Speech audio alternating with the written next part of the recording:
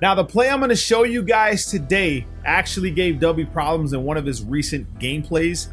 It's going to be out of the run-heavy offensive playbook. So what people are doing that are playing ladders and competitively, the people that don't run the meta, they're not in bunch, right? They're running their own run-heavy schemes out of the run-heavy offensive playbook. So if you want to know, if you want to be a toter, and these are competitive players with jukebox on their running back. So I said, what, Bo Jackson? Put jukebox on him and run what I'm going to show you today and watch your gameplays elevate immediately just off that right there. So this is actually giving pro players problems. I'm going to show you guys another one that gave problems. You know what I'm saying? Before we get into it, drop a like on today's video. Full scheme breakdowns in the members area. We have the dollar. We have the 3-3 Cub. We have Skimbo's offense defense. We have the Y-off trips Pats, which is amazing. And we also have the Y-off trio week. We have another pro scheme coming just for you guys. Single back trio. As far as your audibles, you want to make sure that you have slants in there, okay? I mean stretch, I'm sorry. You want to have stretch. You can keep dive, but I would rather you put zone weak, and I'll show you why here in a little bit. You have verticals, solid corner, but you can put whatever run pass play you want. You need at least one pass play. A lot of people will go with like PA boot. I wouldn't. I'd rather go solid corner. It's up to you guys, all right? So what we're gonna do here is, what they do is they face a lot of the meta, and these types of run plays counter the meta. And not only just the meta, the actual alignments of the defense. So let me show you what I mean. We're gonna come out in stretch. It's gonna be our base play we come out of, and let's just say they're going default, right? And they're running nickel blitz 0. Okay, when you're coming out to the line, you're looking at, okay, so is he running base or is he running default or mana line? Right here, you can already tell it's mana line, because in base, there'd be corners or defensive backs to the right on the right side of the field. So this is a mana line.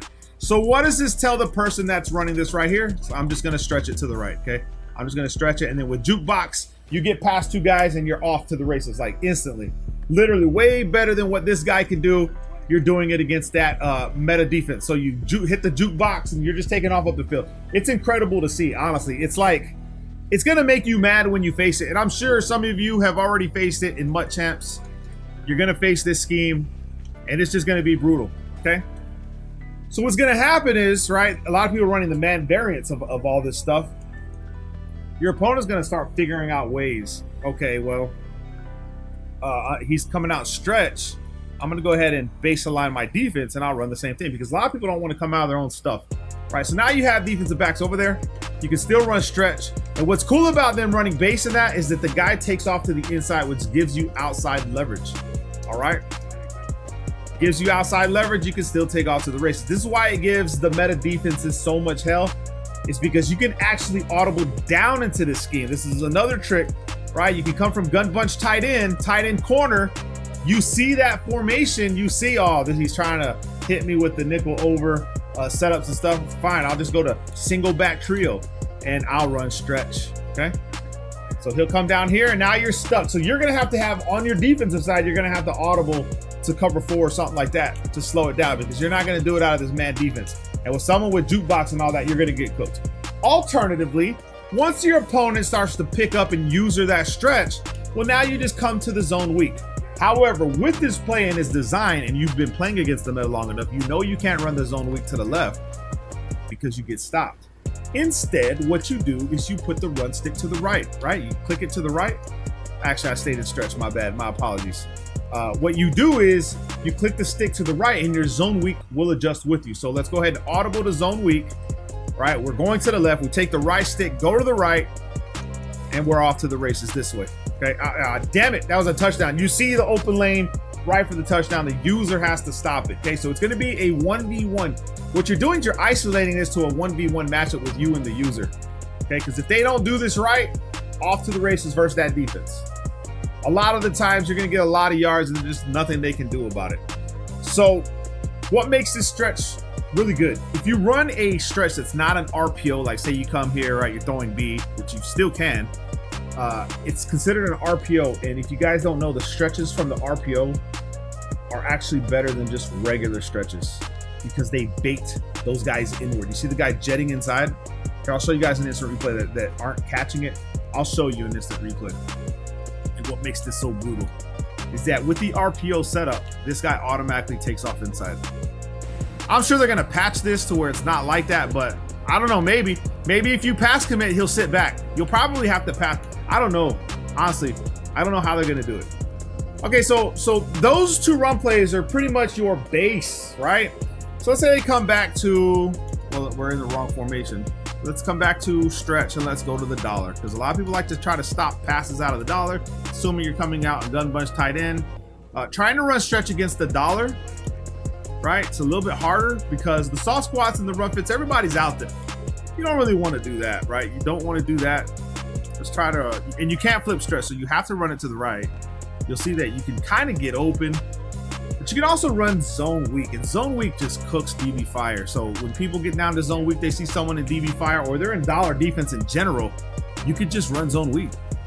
Talking about more possible touchdowns, man, against those defenses, and I run those defenses, right? So what's going to happen? They're going to pinch lines and all that, but none of that matters because these plays get open in those defenses consistently. Okay, you audible down from your gun bunch tight end. What you're gonna have to do is you're gonna have to get like 3-3, maybe 3-3 wide, get in the cover 4 quarters, bring safety. There's a lot of adjustments you're gonna have to do. But this is what people that aren't running meta, that are considered pro players, they're running this style of offense. Now, when you see, here's another tip. Let's say they are running, let's say we come out stretch. All right, they're in base and they're, I don't know why you would be base. You probably want to be man and nickel 3-3. You know, that's typically what you're going to see. But if they're in base, to show you guys something, you could take advantage with this 3 wide receiver set. And here's what I mean. We could switch to verticals. We could block our running back, and we could take B and put him on a zig this way. What's going to happen is, since it's in base, someone has to come from across the field to pick up someone on the trip side if they're in base. So you're going to have to get pretty damn good with picking up base. You know what I'm saying? And man alignment. If you know they're supposed to be man aligned and they're not, but they keep running nickel blitz, you know they're in base. So remember this. This is very important for you guys to understand. And you can still try to run your plays even against base. And that's what makes the single back trio one of the hardest offensive schemes to stop, and what gives a lot of people problems. The problems that I see people doing in those game plays is they get out of this offense when they should be staying in it. And like I said, you have PA solid corner, which has got a crossing route. All you want to do is you can try to run a clear out. If I were you, I'd run a clear out. If you know you're going to pass it, just run the clear out, run the drag so you have options, right? And then create a dagger style with X on the deep end route. I don't know. Let's just assume I did that. And then we go Y on the drag. We cancel the play action to this setup right here. And we get out and we just cook like this, okay? With cooks. So just want to share this run scheme. This is, like I said, it's a run play that gave Dubby problems in one of his recent gameplays. If you watch Dubby's gameplays, he still came out the winner, but it gave him problems.